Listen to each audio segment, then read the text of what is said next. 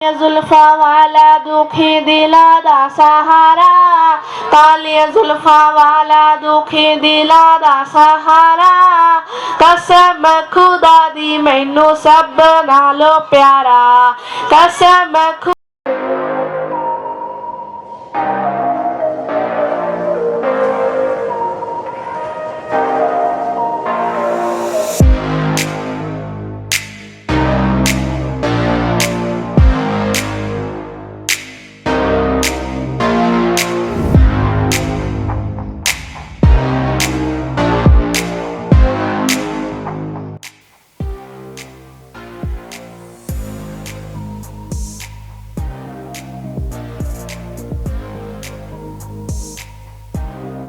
व दुर्रियातिही व अहली बैतिही अजमाइन अम्मा बाद।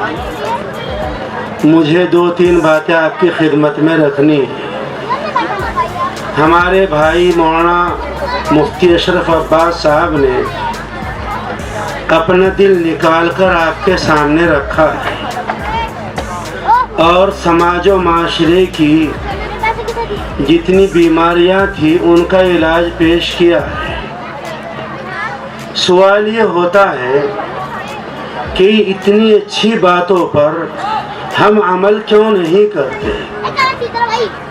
मेरी समझ में बैठे बैठे बात आई कि इसकी बुनियादी वजह ये है कि हमारे दिलों में अल्लाह ताला उनके कुरान पाक और नबी पाक सल्लल्लाहु अलैहि वसल्लम की जो मोहब्बत होनी चाहिए थी वो मोहब्बत नहीं है। इसलिए मैं आपसे दरख्वास्त करता हूँ कि इस मजमे में आप जो सीरतुन नबी का जलसा है, आप अल्लाह ताला से दुआ करें कि अल्लाह मुझे और मेरे बच्चों को अपनी और अपने प्यारे नबी सल्लल्लाहु अलैहि वसल्लम की मोहब्बत अता कर दे।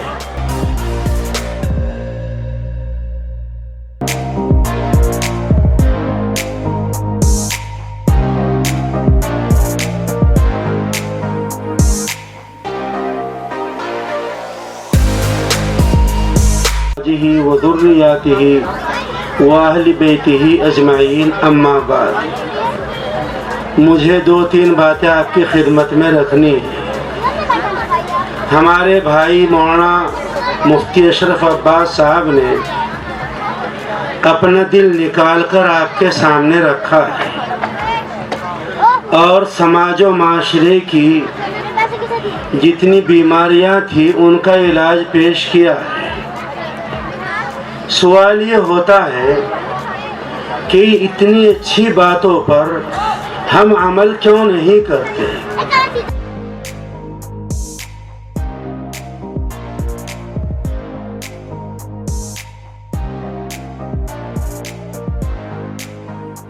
इस वक्त मैं मौजूद हूँ चंडीगढ़ के मलोया में और यहाँ एक मदरसे में या कह सकते हैं मस्जिद में प्रोग्राम रखा गया है।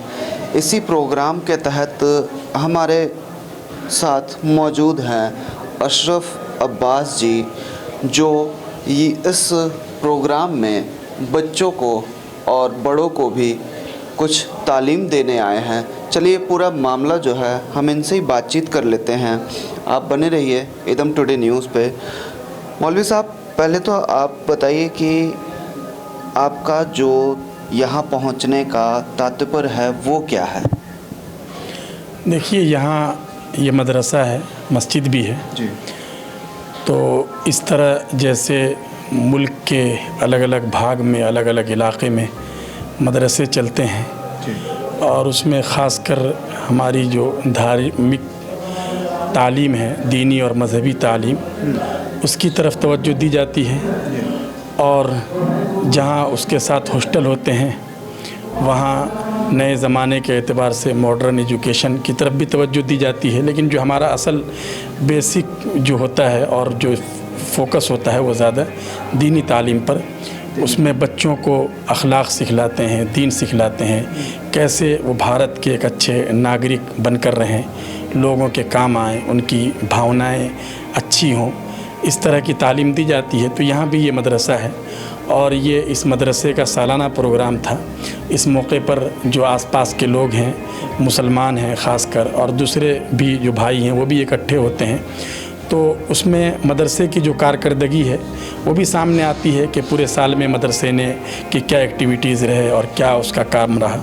और उसके अलावा उनसे कुछ हम बातें भी करते हैं, हमारे समाज में कोई बुराई है, हमें कैसे उसको ख़त्म करना है, हमें अपने समाज के एतबार से जो हमारा एजुकेशन का गिराफ नीचे है उसको हमें कैसे आगे ले जाना है, हमें हमारे बच्चे न बिगड़ें, वो अच्छी तरह रहें, वो रॉन्ग वे को इख्तियार न करें। यही सब चीज़ें होती हैं और यही सब बातें हमने अपने लोगों से और सब लोगों से की हैं। आपके सामने भी वही बातें की गई हैं। मौलवी साहब, एक मेरा निजी सवाल है। मदरसों को लेकर देश में कई जो असामाजिक तत्व हैं वो बहुत तरह की बातें फैलाते हैं। इस पे आप हमारे व्यूवर्स को, हमारे जो व्यूवर्स हैं जो इस वीडियो को देख रहे हैं, क्या मदरसों में ऐसा कुछ होता है जिस तरह की असामाजिक तत्व जो हैं जिस तरह की बातें बनाते हैं, क्या इसमें कितनी सच्चाई है या क्या ये मामला होता है? देखिए, मैं कहूँ या ये कि आप अपने चैनल के माध्यम से लोगों को दिखलाएं, मदरसे जितने हैं वो सारे मदरसों के दरवाज़े हर वक्त खुले हुए हैं और कोई चीज़ मदरसों में छुपी हुई नहीं है, और ऐसा कोई छुप के कुछ इस तरह की एक्टिविटीज़ कर भी नहीं सकते। मदरसे के दरवाज़े खुले हुए हैं, वो आएँ और अपनी आँखों से देख लें, वहाँ रहें, वहाँ उनका स्वागत है, उनका इस्तकबाल है और उनको हर तरह से मदद भी दी जाएगी और हर तरह से उनके सामने सारी चीज़ों का मुआयना भी होगा। मदरसे असल में दीन और मज़हब की तालीम के लिए है। मज़हब कभी आपस में बैर रखने की तालीम नहीं देता, मज़हब नफ़रत को आगे नहीं बढ़ाता, बल्कि वो तो मानवता और इंसानियत की तालीम देता है और हम बच्चों को यही सिखलाते हैं। और इस तरह की बहुत सी चीज़ें लोग जो फैलाते हैं उनको, बहुत से ऐसे हैं जिनको मालूमात नहीं है और कुछ वो हैं जो उनके अपने ख़ास जो है उनके मसलन कोई सियासी मकासद होते हैं, कुछ और होते हैं, जिसकी वजह से वो प्रोपेगेंडा करते हैं। मेरी सबसे ये रिक्वेस्ट है कि आप अपने करीब के किसी भी मदरसे में चले जाएं, आप देख लें, वहाँ की हर चीज़ आपके सामने है। ये मदरसे न प्रशासन पर बोझ हैं बल्कि सबके मसाइल को हल करते हैं।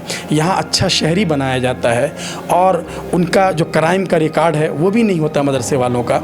और यही जब पलते हैं, बढ़ते हैं और बड़े होते हैं तो उन्हें अपनी ज़िम्मेदारी का एहसास होता है, उनमें समाज सेवा की भावनाएं होती हैं। तो इस तरह मदरसों का काम है। मदरसों में देश के विद्रोह और देश के मुखालफत में कोई चीज़ नहीं कही जाती, बल्कि देश से मोहब्बत करना सिखाया जाता है, इसलिए कि मदरसे में मज़हब की तालीम है और हमारा मज़हब ही अपने वतन से और अपने देश से मोहब्बत करने की तालीम देता है। जी जी। मैं अपने व्यूवर्स को भी कहूँगा कि मौलवी साहब के जो शब्द हैं उसको ध्यान से सुने। खान साहब, मेरा सवाल आपसे है कि आप ऑर्गेनाइज़र हैं इस प्रोग्राम के, इस प्रोग्राम में क्या ख़ास था और किन चीज़ों को लेकर ध्यान रखा गया था? हमारा शुरू से एक मकसद रहा है, जो मैं ये ट्रस्ट चला रहा हूँ मदरसे की, मेरे को आज 10-11 साल हो गए काम करते हुए मदरसों के दरमियान।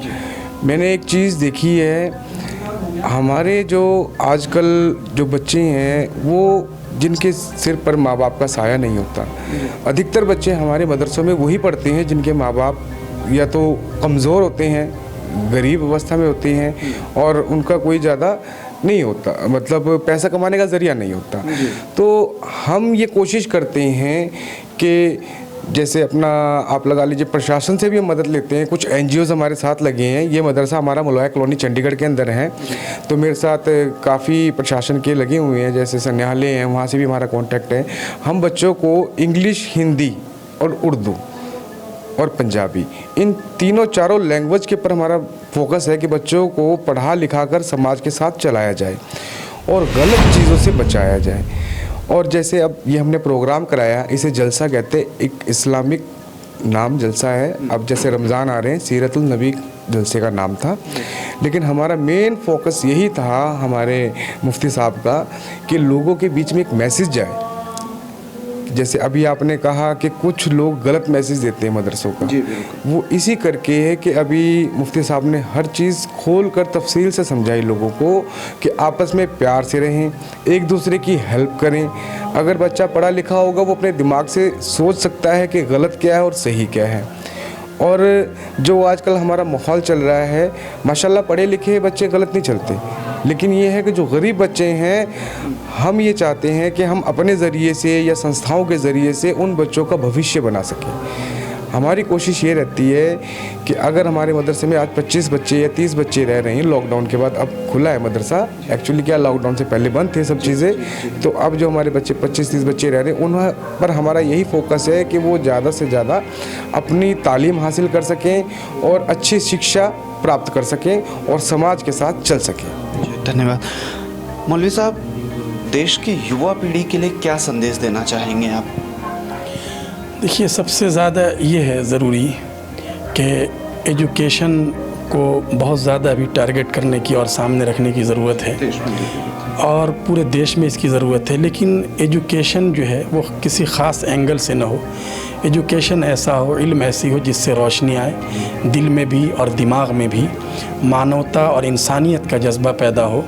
इसकी बहुत ज़्यादा ज़रूरत है। हम सबको मिलकर देश को बचाना है और ऐसा ना हो कि हम अच्छे से अच्छी एजुकेशन ले रहे हैं लेकिन हम उसकी वजह से हम अपनी जो सलाहियतें हैं और जो हमारे अंदर जो टैलेंट है उसका हम मिसयूज़ करें। ऐसा ना हो कि जिसकी वजह से अलग अलग समुदाय में आपस में टकराव हो, दूरियां बढ़े।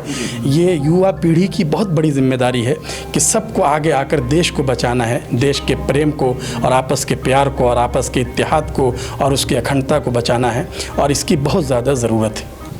खान साहब, चुनाव में अक्सर देखा गया है कि हिंदू मुस्लिम के प्रोपेगेंडा को बहुत तवज्जो दी जाती है। कुछ सोशल मीडिया जो साइट्स हैं वो इस चीज़ को बहुत ज़्यादा बढ़ावा देते हैं, ऐसा क्यों है?